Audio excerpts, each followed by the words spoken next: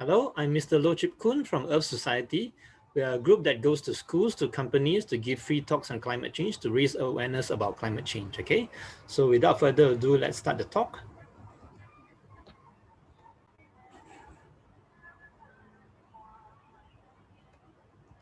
Okay, so we are from Earth Society. If you want to get more information about us, you can go to www.earthsocietysg.com, okay?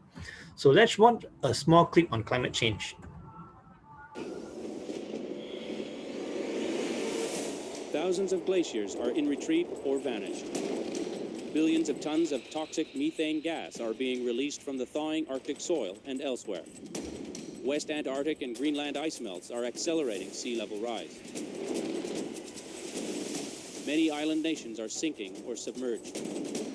Tens of thousands of rivers, lakes, and other water bodies are dying or gone forever. Hundreds of thousands of people perish by climate change each year. Another 500 million are at extreme risk.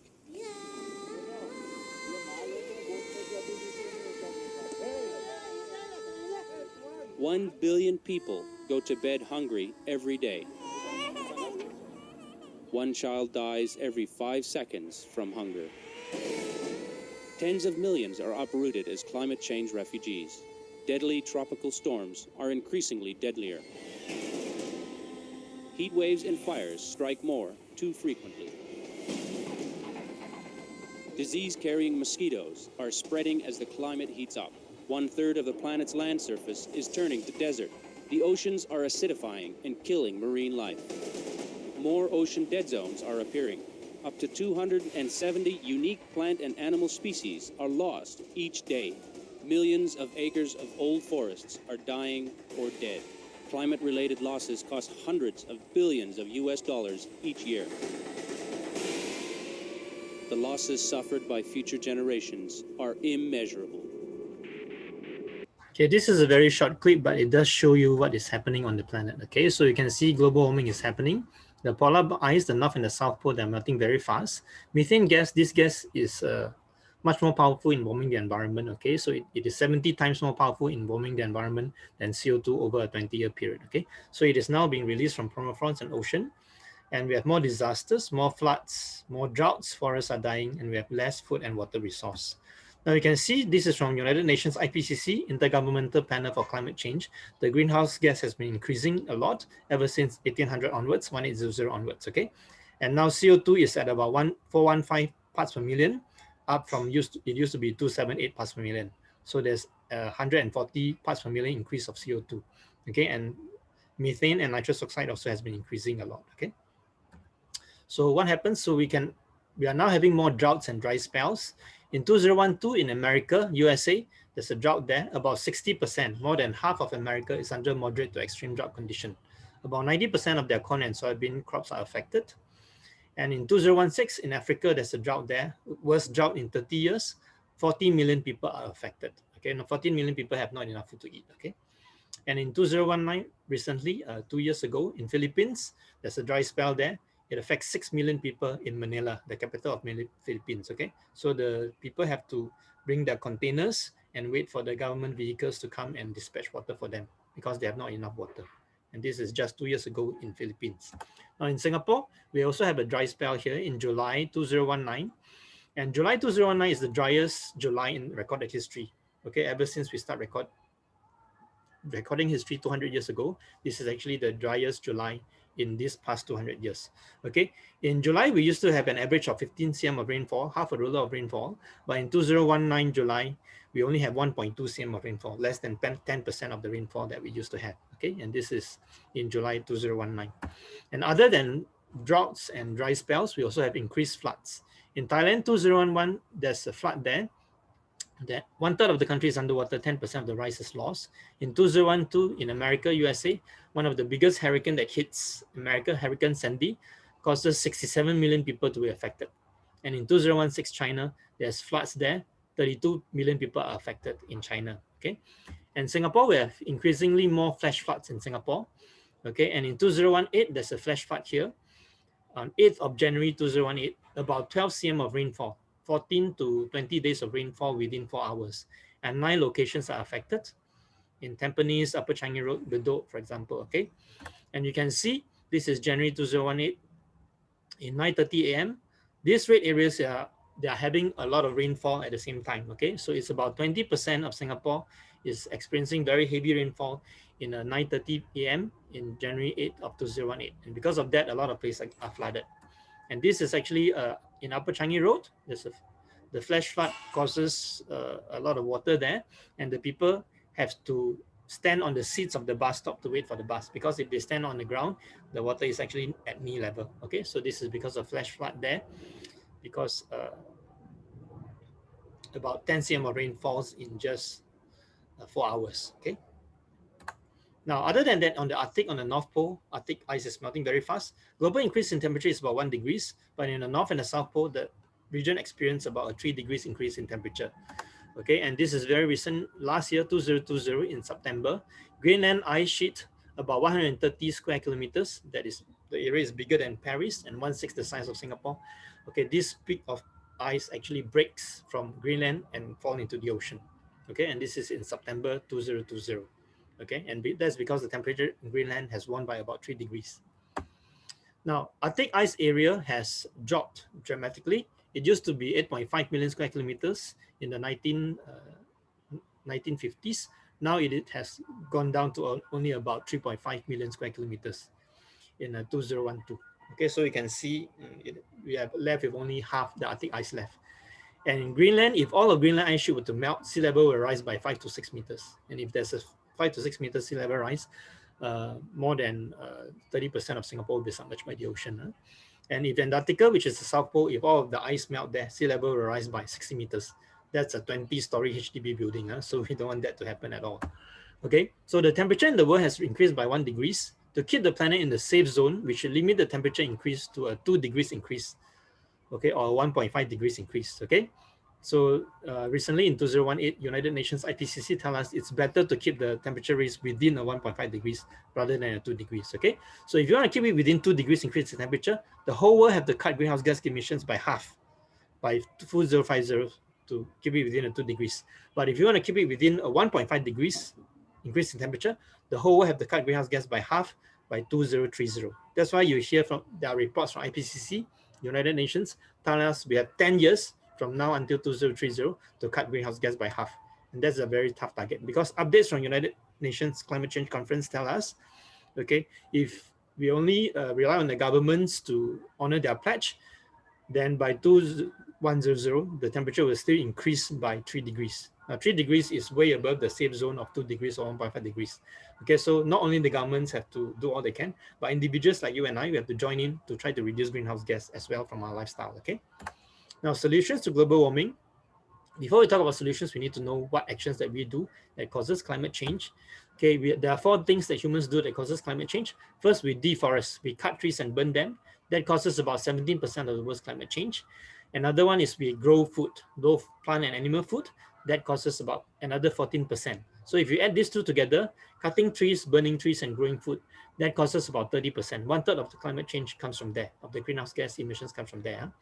Transport with our 760 million vehicles is 13% of the world's climate change, and power plant, industry, and buildings cost slightly more than half, 56% of the world's greenhouse gas. Okay, so you just remember 1/3 of the world's greenhouse gas comes from cutting trees, burning trees, and growing food. 13% comes from transport, and another slightly more than half comes from power plant, industry, and building. Okay, so if you look at growing food, growing livestock actually causes a lot of greenhouse gas. Okay, United Nations FAO, Food and Agriculture Organization, tell us that growing animals give off 15% or 18% of the world's greenhouse gas. And that is actually more than all the world's transport, which is only 13%. Okay, so growing animal food actually causes more greenhouse gas than all the world's transport combined together. Okay, it's about 15% to 18%.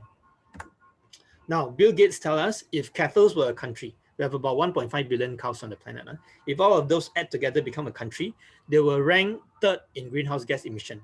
Okay, this is from Bill Gates in 2018. They tell us the first largest greenhouse gas emitter in the world is China with 10 gigatons per year, and United States is the second with 5.3 gigatons per year.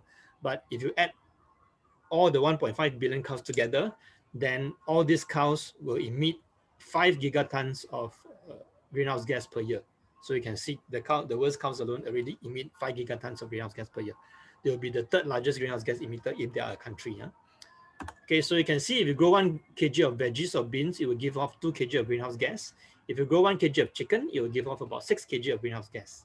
If you grow 1 kg of pork, it will give off about 12 kg of greenhouse gas.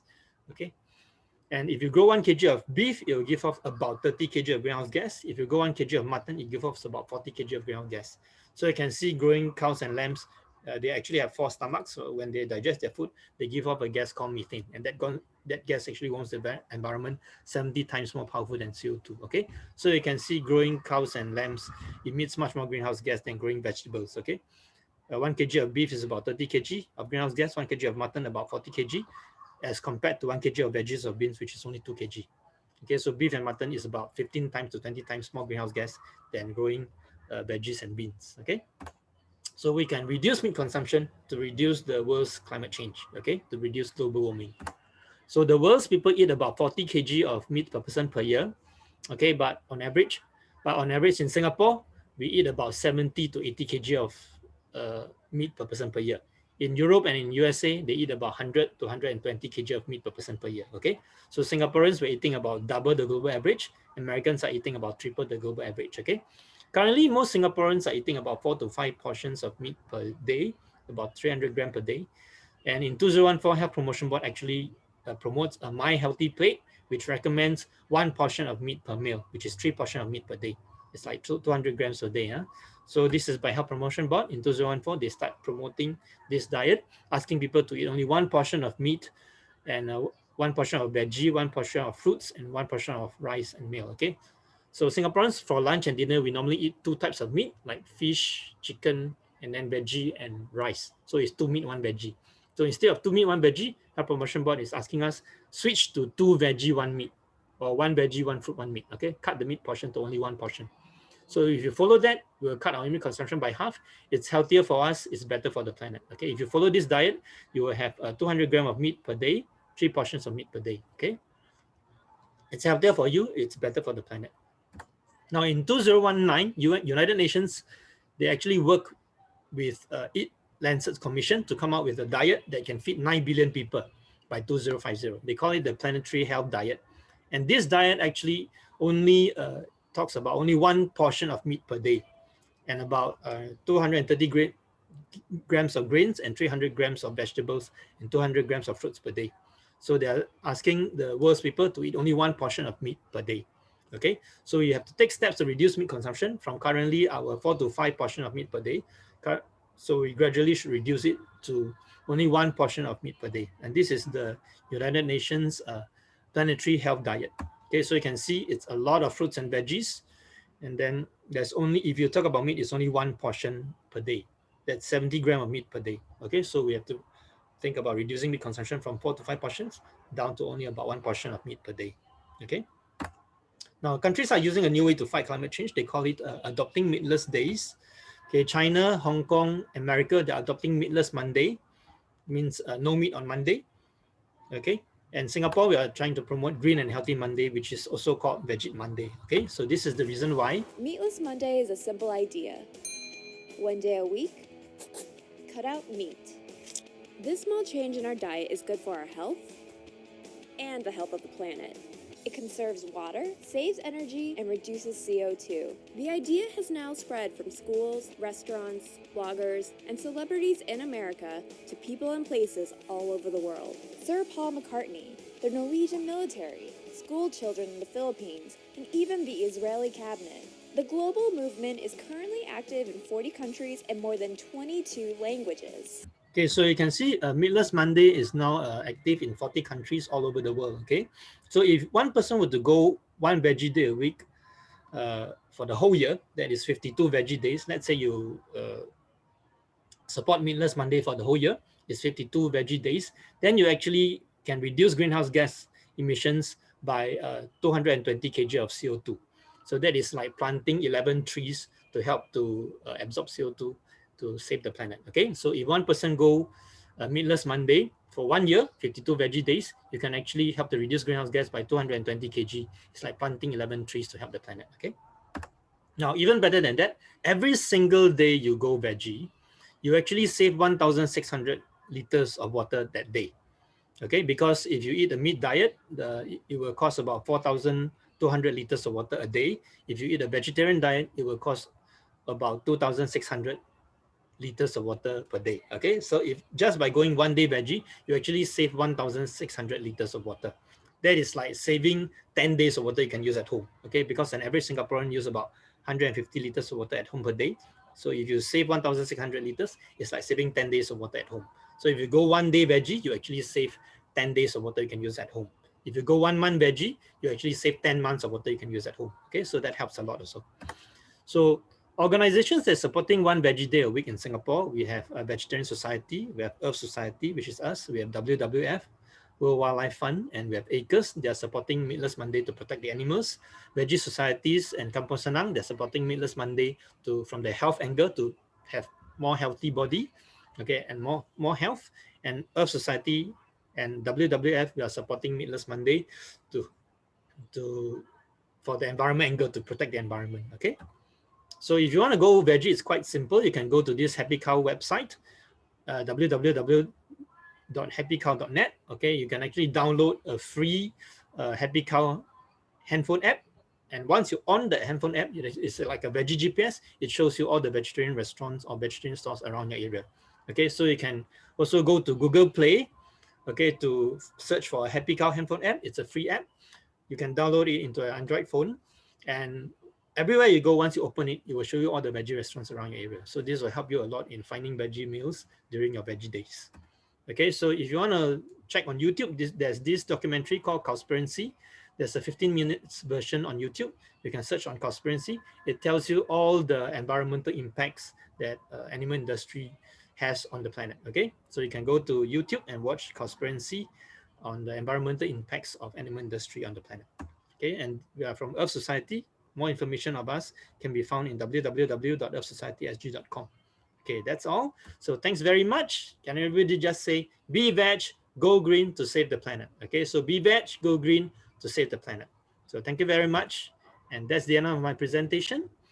And we are from Earth Society. And let's hope everybody can go green and help to reduce greenhouse gas by adopting more vegetarian type of diet and reduce meat consumption at least by half, and also support things like veggie days. Okay, so thank you very much. And that's the end. Thank you.